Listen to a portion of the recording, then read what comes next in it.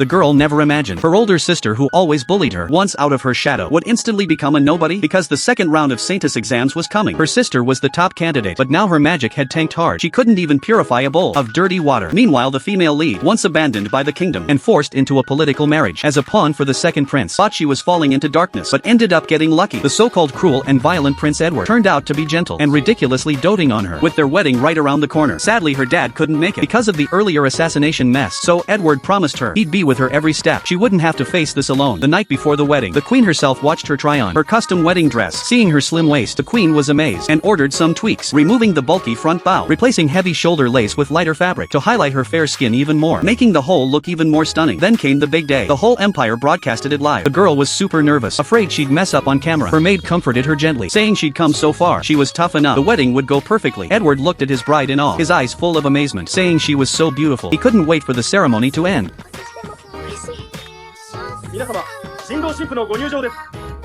Under everyone's gaze, they walked into the hall together, exchanged vows and rings. In front of all the witnesses, she gave him her first kiss. Pure happiness filled her heart. After the wedding, she moved into the luxurious Emerald Palace. The place was decked in gold, and over the top, a single set of furniture could buy an entire island.